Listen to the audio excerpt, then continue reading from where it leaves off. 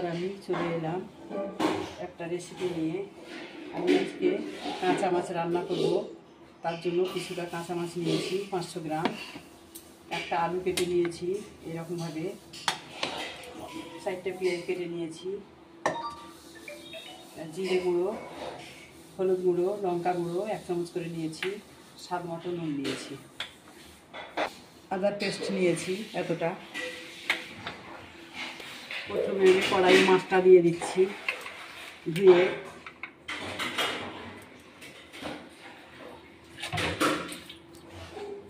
পেঁয়াজটা ধোয়া ছিল সেটাও আমি দিয়ে দিচ্ছি।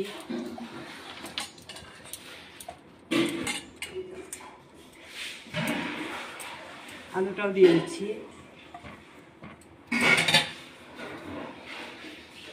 জিরে, লঙ্কা, হলুদ গুঁড়ো একসঙ্গে দিয়ে দিচ্ছি, আদা রসুন বাটা, নুন এটাও দিয়ে দিচ্ছি, পরিমাণ মতো তেল দিয়ে দিচ্ছি। এটাকে আমি হাত দিয়ে মেখে ভালো করে মিক্স করে নিচ্ছি।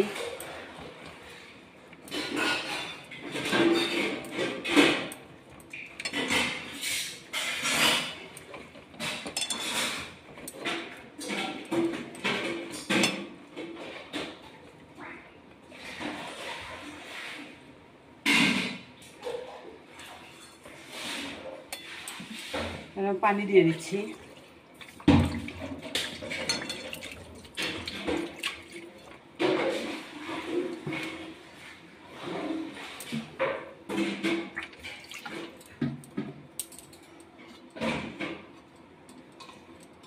ঢাকাটা দিয়ে দিলাম,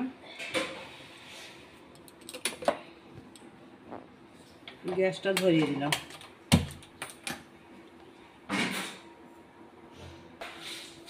কিছুক্ষণ পর আসছি, ঢাকাটা আমি তুলে নিচ্ছি।